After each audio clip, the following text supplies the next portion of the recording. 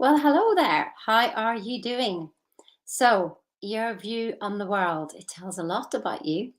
And here's the thing that I learned that if you think you're at the top level, chances are you're at the bottom. That was my complete realization. As soon as I think I know something, I go, hang on a minute. So here's the thing, 4 levels. So the victim mode. So these all come from Michael Beckwith. I just absolutely love listening to Michael. And when I heard these, I was just like, oh, well, of course I'm at the top. And then realized, no, it wasn't. I was right at the bottom. So the first level, victim. Now, I wouldn't have regarded myself as a victim. Nope. Anybody else out there? Don't see yourself as a victim? Okay, well, is life happening to you? I mean, anything, any event, is it happening to you? And I mean anything.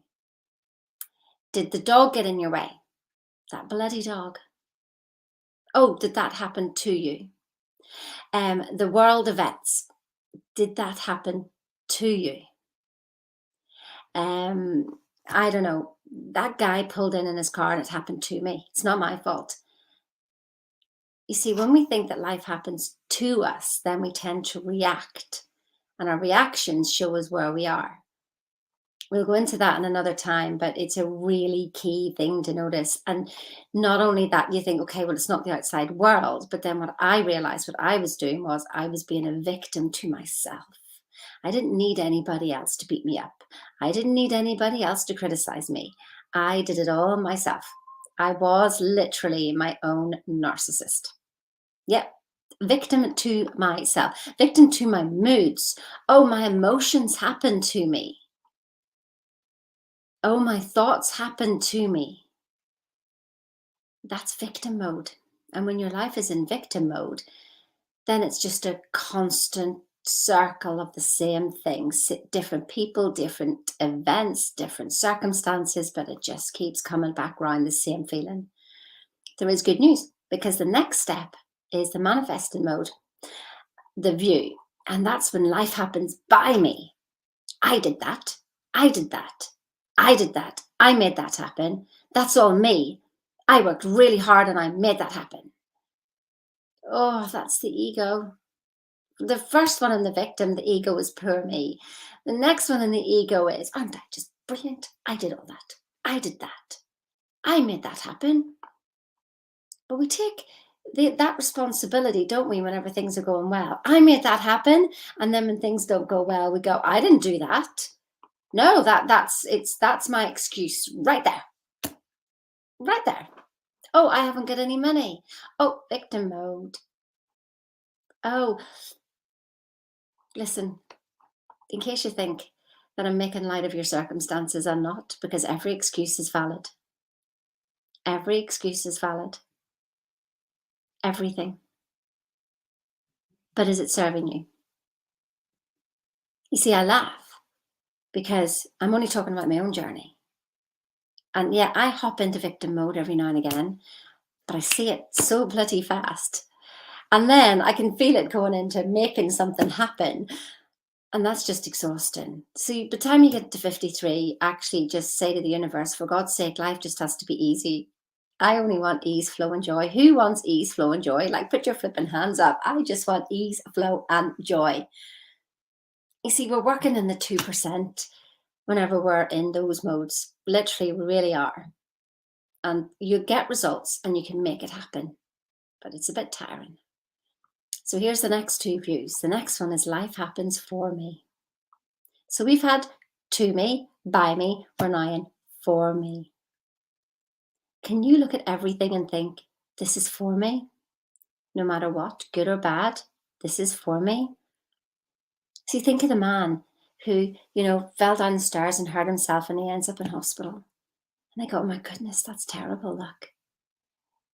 Maybe. And then the next day his house is caught up in a flood and washes away. And they say to him, that's such good luck you're in this hospital. Maybe. Can you be like that with life? Can you? Can you understand? You see, Einstein said that the greatest decision, the most important decision was, is this world hostile or friendly? So you decide from the outset, If this world is hostile, then you're going to be in victim mode and manifesting mode. You're going to be the doer, because if you don't do it, who's going to do it? Then the next mode, if you think that this is a friendly universe and everything is happening for you, then it doesn't matter what it is, does it? It doesn't matter what it is. Can you be there? It takes practice. Got to stay awake. Got to stay awake at every moment. And what moment am I talking about? This moment. This moment now is your eternal now. What you're feeling now is your eternal now. Better make it a good one. Now here's the next one. Life happens as me. So we've gone to me, by me. The next two, you're recognizing that there's a greater power for me, and then as me. Who are you being?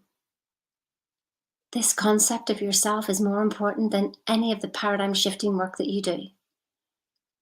This is the paradigm shifter. If we don't change who we feel that we are, and let me tell you, it's a bit of a journey, this. When I was 19, I was told, obviously, that I was not academic. You might have heard my story before. I was told I wasn't academic, and so I should just be a secretary. Last time I knew, you had to pass exams, but there you go. So I became a secretary, and I decided to join the RAF. And at the tender age of 19, I went to do an IQ test, and I came out with 160. And they sat me down, and what was really funny was the girl beside me, she didn't even pass the IQ to become an admin. And I was like, oh my goodness, what are they going to do to me now? And they just said to me, your IQ is so high, we want you to come and be an officer, and you don't need to be interviewed. We're just going to literally, yeah, we want you to be an officer, and we want you to go for the training. And I was like, yeah. Didn't have a clue what they were talking about. I didn't even understand what the word officer was. And about being a leader at the age of 19, I was a secretary. Do you see my self-image? I literally didn't tell anybody. I just said that I decided not to do it anymore. And I didn't go back. I didn't answer the emails or phone calls. I didn't go back. Because my self-image was a secretary, medical secretary. Wow. And something's happened recently as well, that I hadn't set my sights high enough, because I couldn't see that I could do that in my vision. Even though Bob says, have this great vision of your lifestyle. Don't think of the work to make the lifestyle. Think of the lifestyle, and the work will come and the money will come.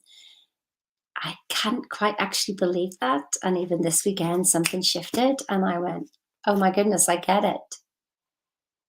Although I never get it. As soon as I think I've got it, I've lost a lot. But moment by moment, I'm becoming more and more and more aware. So where are you in your journey? If this is resonating with you, share this, like it, do it now, click on it. Click on some links here down below. If any of my work resonates with you, then book a call with me. I want to help set you free. I want you to have a life of ease, flow, and joy. It is possible. And more exciting revelations to come. Have a good day now.